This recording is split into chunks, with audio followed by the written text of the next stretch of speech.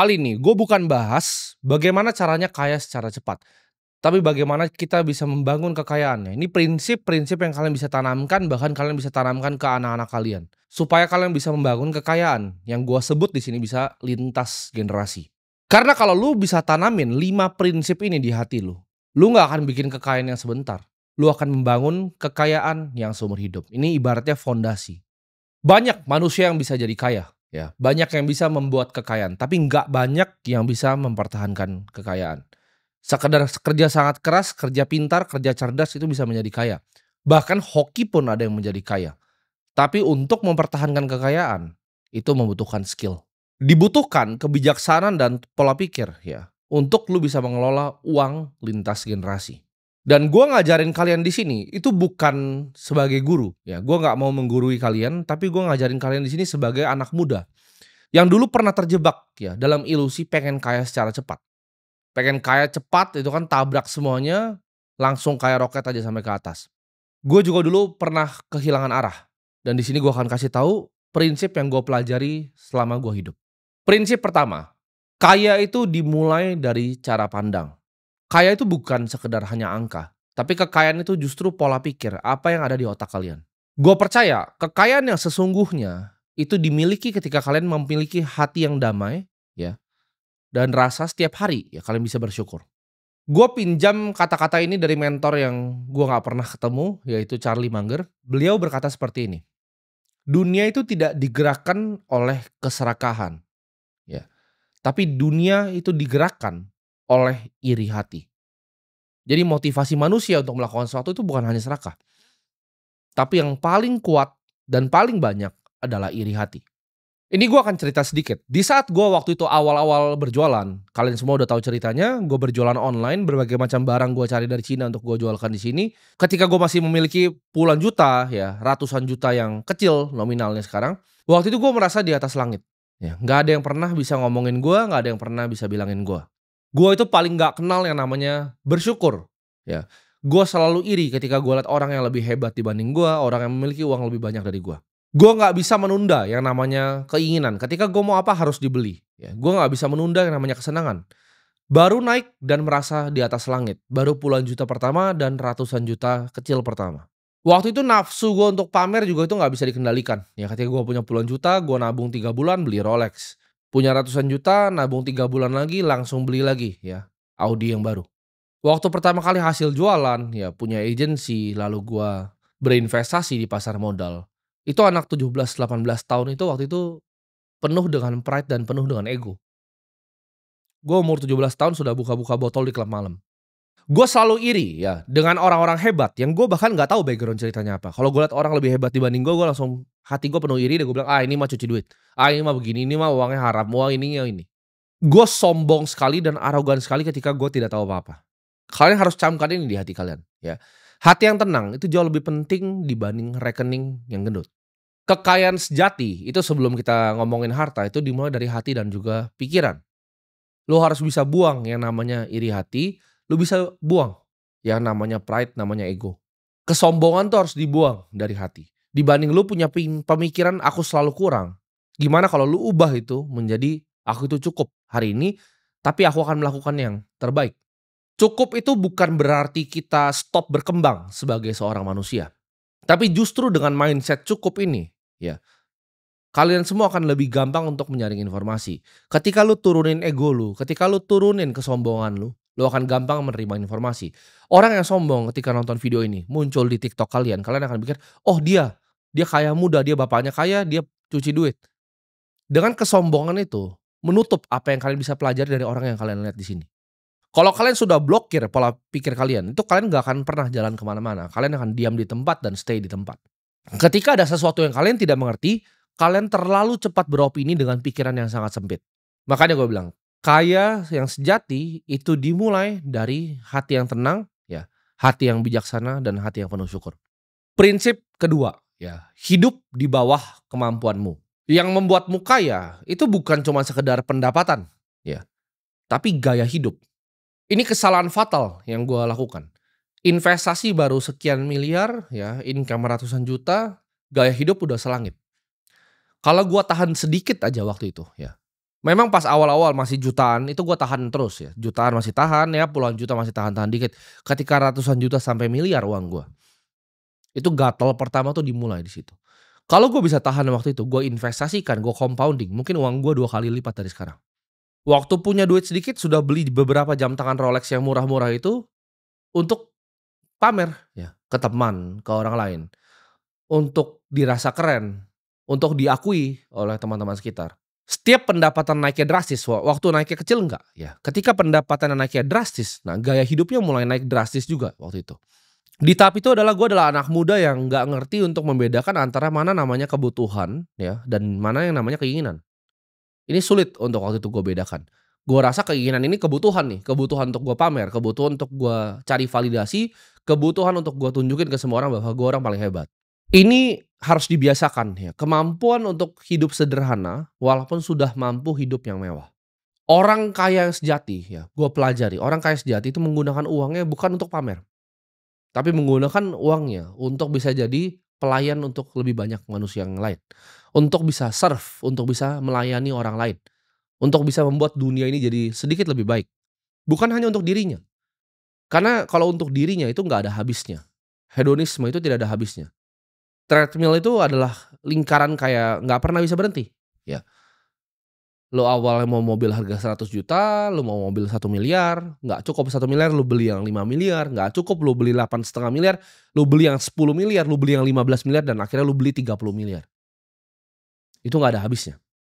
Orang kaya sebenarnya tahu fungsi uang itu lebih baik digunakan untuk orang lain dibanding untuk diri sendiri.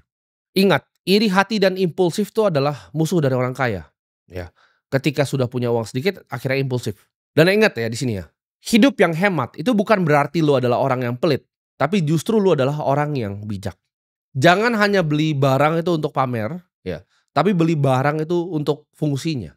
Dan jangan pernah bekerja hanya untuk mendapatkan validasi orang lain, karena itu adalah hal yang sia-sia. Kalau lu ngerasa lu pengen bekerja, pengen mendapatkan lebih hanya untuk pamer, hanya untuk mendapatkan validasi, itu adalah hidup yang sia-sia. Ketika lu bisa jaga gaya hidup lu sekarang ya, pendapatan lu naik, tapi gaya hidup lu jaga sekarang, itu adalah modal investasi lu untuk masa depan. Semakin banyak lu bisa jaga gaya hidup lu, semakin banyak uang, capital yang lu bisa preservasi untuk menjaga masa depan lu. Semakin banyak nanti ke depannya uang yang lu bisa gandakan. Ingat kata-kata gue ini ya, uang yang lu tidak habisin hari ini adalah uang yang lu sisain untuk bertumbuh di masa depan. Jadi lu harus bisa menunda nih. Kesenangan tuh ditunda dulu, bedain. Mana? Ketika lu lihat, oke pengen ini keinginan atau kebutuhan. Lu pikir dulu. Ya. Lu pikir seminggu, oh nggak butuh-butuh banget ya nggak perlu. Nah ini akan nyambung ke prinsip yang ketiga ya. Buatlah uangmu bekerja untukmu. Kalau kamu ya terus bekerja demi uangmu itu, seumur hidup nyari uang terus kerja, maka seumur hidup kamu akan jadi manusia yang lelah. Akan capek terus ya nanti. Ini adalah kata-kata yang beneran mengubah hidup gua sampai gua seperti sekarang. Kalau lu tidak bisa membuat uang bekerja untuk lu di saat lu tidur, lu akan selamanya bekerja untuk uang. Ketika gua tahu hal ini, semua uang yang gua dapatkan itu pengen gua cepat-cepat pekerjakan. Jadi uang itu sebagai prajurit yang bekerja di saat gua tidur. Kalau gua tidur gua belum bikin uang, jadi problem di hidup gua. Uang itu adalah energi ya, jadi jangan buang-buang energi lu untuk sesuatu yang tidak menghasilkan. Lu harus bisa bedakan nih, mana barang yang akan jadi sampah, mana yang akan justru itu jadi bibit pohon lu di masa depan. Ini contoh ya, dibanding lu itu beli sepatu ya, 10 juta, 5 juta untuk ngerasa keren di komunitas kecil lu, di tongkrongan teman-teman lu, mending uang yang sama lu pakai untuk beli kepemilikan dari perusahaan, untuk beli aset yang langka, untuk menabung suatu aset yang langka, untuk diinvestasikan untuk masa depan lu. Karena sepatu yang lu pakai itu cuma kelihatan kerennya mungkin sekali doang. Minggu depan teman lu juga biasa aja lihat sepatu lu sendiri pun biasa aja lihat sepatu lu, ya. Tapi uang yang sama, lu bisa belikan kepemilikan perusahaan yang barangnya lu pakai setiap hari. Mulailah dari hal-hal yang kecil. Setiap lu punya uang, rutinlah investasikan, jangan kebanyakan gaya. Ini jadi disiplin yang dibiasakan setiap hari. Setiap ada uang kecil disisihkan, setiap ada uang kecil disisihkan. Ya. Energi itu lu harus belajar menyimpan energi dulu. Menggandakan energi, baru menyalurkan energi. Nah ini prinsipnya apa? Untuk bisa ibaratnya menggandakan uang. Ya, bikin uang itu bekerja di saat lu tidur. Yang pertama adalah memiliki pemikiran yang jangka panjang sebenarnya. Kalau pikiran lu itu jangka pendek, lu nggak akan bisa bikin uang.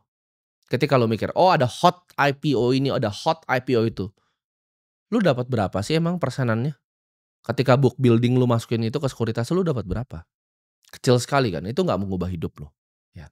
Tapi kalau lu disiplin menabung, lu disiplin setiap ada uang lu sisihkan, lu lihat, oke ini perusahaan kira-kira 20 tahun dari sekarang masih ada nih, 20 sampai 30 tahun ke depan masih ada nggak nih? Masih bisa membagikan saya dividen atau enggak nih? Ini aset produktif perusahaan yang labanya terus meningkat nggak? Oke, ketika ini perusahaan yang labanya terus meningkat, earnings-nya terus meningkat, dia konsisten membagikan dividen kepada pemegang sahamnya. Oke, gue mau jadi pemilik dari perusahaan ini. Itulah yang gue lakukan ketika gue 15 tahun. Investasi tuh nggak ribet, ya. Rumusnya sederhana. Sabar ditambah waktu. Investasi itu sama dengan sabar ditambah waktu. Bukan lu beli sesuatu sekarang lu berharap kayanya besok. Itu lu di alam mimpi aja. Nah ini prinsip lagi ya tentang menggandakan uang. Belilah aset di saat semua orang ketakutan, semua orang nggak ada yang mau beli aset. Contohnya di saat Covid, orang semua takut. Itu gue beliin murah-murah perusahaan-perusahaan bagus. Contoh lagi, ketika kasus FTX, exchange di luar meledak, Bitcoin turun sampai 16.000. Semua orang takut, semua bilang itu sudah habis. Ya, gua tahu ini adalah aset yang langka, use case-nya ada, diingini oleh banyak orang waktu itu, dan dikasih harga yang sangat terdiskon. Ya pasti gua sikat. Seperti zamannya kepemilikan perusahaan yang murah di saat 2020. Gua lihat ini bank-bank bagus sekali gitu. Kenapa harganya segini? Ya labanya besar sekali, harganya kok segini. Ya gue beli dengan semua uang gue. Karena jarang-jarang kadang kita dapat kesempatan seperti itu di hidup, ya. Itu yang disebut dengan momentum. Itu yang orang lain bilang hoki. Tapi gue punya uangnya. Gue punya persiapannya di saat kesempatannya datang, di saat semua orang ketakutan. Banyak juga, ya kesempatan itu datang ke semua orang. Tapi satu, nggak semua orang waktu itu punya uangnya. Nggak punya persiapannya. Nggak semua orang tahu harus ngapain. Ya kan? Ketika Bitcoin 16.000 banyak kok teman-teman gue yang punya uang. Tapi mereka tidak punya ilmu dan pengetahuannya. Mereka tidak punya skill, tidak punya knowledge untuk capitalize di kesempatannya. Di saat orang takut, di situ saatnya kita masuk. Di saat semua orang euforia, semua orang pesta, semua orang senang, di saatnya itu kita kabur. Investasi itu butuh waktu, ya. Sama seperti kita menanam padi. Jangan langsung lu panen, tunggu dulu, sabar dulu, lihat dulu. Nah, kalau lu menggunakan prinsip ini, ya, untuk bikin uang bekerja di saat lu tidur, itu hidup lo akan enak sekali, ya. Seperti gua nih, tadi malam gua tidur, gua bangun, uang gua sudah bekerja untuk gua. Salah satu perusahaan yang gua cover dari 2015, sekarang gua memiliki hampir puluhan juta lembar. Dari puluhan juta lembar itu, November nanti gua dibagikan dividen interim, Maret gua akan dibagikan dividen lagi. Dari 3,36% dividen yield yang gua dapatkan dari situ, gaji gua kira-kira ya lebih besar dari beberapa direksi di situ. Direksi kerja dari pagi sampai malam. Sedangkan gue sebagai investor di situ, gue hanya duduk tenang, diam, ya. Gue bisa ajarin apa ilmu yang gue punya, gue bisa ajarin hal seperti ini. Itu sudah lebih ya dari lu mau ngomong direksi-direksi bankir-bankir yang sudah senior. Pendapatan gue hanya dari dividen di satu perusahaan yang gue punya. Ya ini perusahaan paling besar di Indonesia. Mungkin non direksi dan non mantan komisaris, gue adalah single shareholder terbesar pribadi. Jadi kapan untuk kita bisa nanam bibit? Ya, kalau lu belum tanam bibit lu itu untuk bikin pohon, ya, tanam sekarang. Bibitnya lu taruh di situ, lu kasih air, biarkan dia jadi pohon yang luar biasa rindang. Habisnya kayak gue, pohonnya udah luar biasa rindang. Gue tinggal ngaso di situ, gue bisa ajak keluarga gue untuk bahkan ngaso di situ. Gue bisa nikmati rindang pohonnya. Karena bibitnya udah gue tanam lama dari gue umur 15 tahun. Ya, gue panennya sekarang. Ada yang ngerasa, oh pengen kaya cepat dari investasi, silahkan tinggal di planet yang lain. Karena investasi rumusnya adalah investasi sama dengan sabar ditambah waktu. Prinsip keempat, ya, kuasai dirimu. Kalau lu nggak bisa kuasain nafsu lu nggak akan pernah bisa jadi orang kaya. Dan uang itu tidak akan pernah dititipkan jatuh di tangan lo. Musuh kekayaan itu apa sih? FOMO, ya, emosi dan ego. Orang yang punya uang seperti gue itu gimana caranya bisa bangkrut? Biasanya karena mereka berinvestasi di sesuatu yang mereka nggak mengerti dalam jumlah yang banyak. Mereka FOMO, ada teman bilang opportunity ini bagus, ya, ada tambang di sini bagus, begini, tapi nggak beneran mengerti bisnisnya. Dia masuk, ya, dengan uang yang besar itu lalu hilang semua.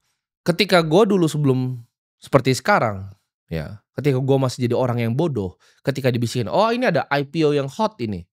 Oh gue ikutan, gitu. Gue hajar lu terus di atas. "Oh ini katanya bandar si A mau mainin yang ini nih, ini mau digoreng nih sama si B."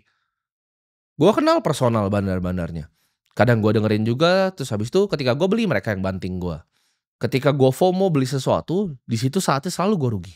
Tapi namanya manusia yang melakukan kesalahan. Ketika gue FOMO ya, dihajar gue. Oh ini IPO paling bagus nih, pertama di Indonesia yang seperti ini. Masuk dihajar sama bandarnya sendiri. Tapi jadi pelajaran gitu, itu uang sekolah buat gue, lumayan mahal uang sekolahnya belasan miliar waktu itu. Di saat gue emosi ya, gue mau mendapatkan keuntungan berkali-kali lipat, di situ saatnya gue selalu kena kebakar. Jadi jangan gampang FOMO, kayak tadi, bahkan gue tahu gue dikerjain sama bandarnya, tapi gue nggak nyalain bandarnya, fair game kok, walaupun dia ngomong ke gue kok beli. Ya dibilang dia jualnya nanti tunggu seminggu dulu, hari kedua langsung sesi 2 dia banting. Barang gue dibanting semua, ya. Gue telepon sekuritas gue bahkan minta beli di harga atas. Itu kalian bisa lakukan tuh sebenarnya. Jadi gue minta beli di harga di atas, sesi 2 jebret dibanting semua sama dia. Fair game, ya gue nggak nyalahin kenapa, karena gue yang lakukan sendiri, gue yang pencet tombol sendiri, itu keputusan gue sendiri. Semua keputusan investasi itu ada di tangan lu, bukan tangan orang lain, ya. Jadi ketika lu bisa kuasai diri lu nggak terpengaruh, karena lu nggak bisa nyalain orang lain ketika itu sesuatu yang lu lakukan. Buang emosi, buang ego, ya. Karena kebanyakan orang di dunia itu nyalahin orang lain ketika mereka melakukan keputusan yang mereka lakukan sendiri. Disiplin itu ibarat otot, ya, harus dilatih setiap hari kalau mau berkembang. Jangan ambil keputusan di saat lu masih emosi. Investasi adalah game, ya tadi gue sebut tadi, sabar dan waktu. Tapi dalam sabar dan waktu ini lu nggak akan benar terus. Warren Buffett itu cuma benar 60% of the time. 4 dari 10 investasi yang dilakukan tuh gagal total. Jadi lu akan gagal gitu. Akan ada momennya di saat lu lihat ini, lu analisa dengan benar, lu taruh uang lu dan lu gagal. Tapi di saat itu lu harus mundur dulu. Lihat dulu, sabar dulu, jangan langsung emosi. Lihat posisinya. Karena kadang tesis lu benar, market bisa berkata sebaliknya.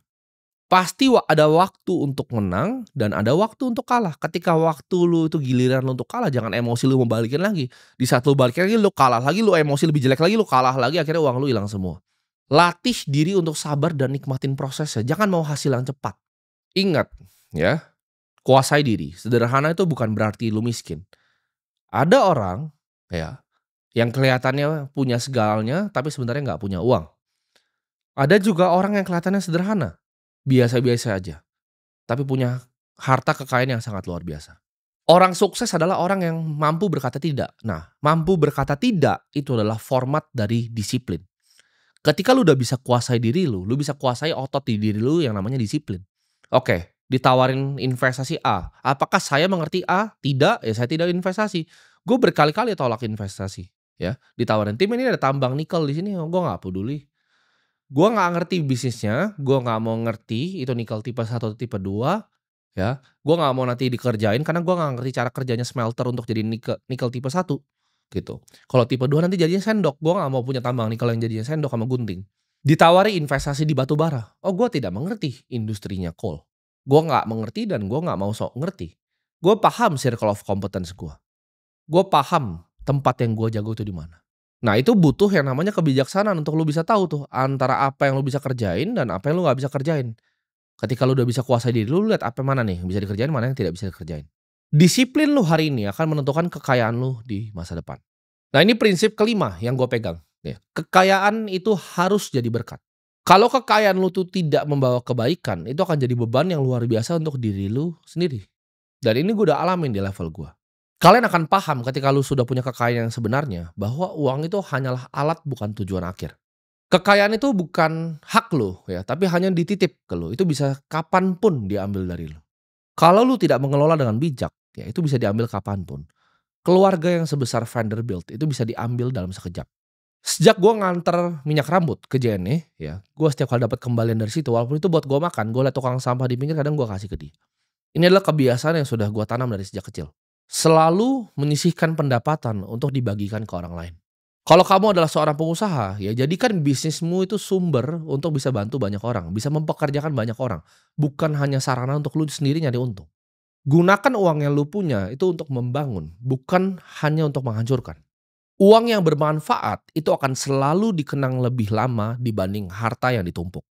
Reputasi dan nama baik, ini gue belajar, jauh lebih penting dibanding kemewahan apapun dan uang manapun. Semakin tinggi kekayaan lu, ya, harusnya semakin tinggi juga keinginan lu untuk melayani, ya. Jadi pelayan untuk masyarakat, untuk jadi kebaikan untuk manusia yang lain, untuk bisa sharing seperti ini. Kekayaan itu bukan tentang siapa yang paling cepat, tapi siapa yang bisa membangun kekayaan yang bertahan. Gue udah coba ya semua jalan yang ada di dunia ini, jalan yang cepat ya, jalan yang keras, jalan yang kasar, jalan yang sangat sangat sangat sulit, jalan yang mudah juga, tapi akhirnya gue kembali balik ke satu jalan, yaitu jalan yang bijak. Melayani orang itu adalah panggilan gue, itulah kenapa gue akan sisihkan ya, sebisa mungkin di tengah waktu gue yang banyak gue pakai untuk hal-hal yang lain, gue akan sisihkan. Karena ini adalah janji diri gue sendiri ke Tuhan di atas. Ketika gue berhasil lepas dari rantai perbudakan finansial, gue akan bantu ya, orang-orang seperti kalian tuh bisa berjalan lurus, bisa bebas juga. Dan semoga kalian semua di sini ya, yang sudah ngikutin gue dari lama, itu nggak cuman sekedar jadi orang yang kaya, tapi kalian bisa tumbuh juga menjadi manusia yang bijak, dan bisa melayani banyak orang juga nantinya, terusin tongkat estafet gue.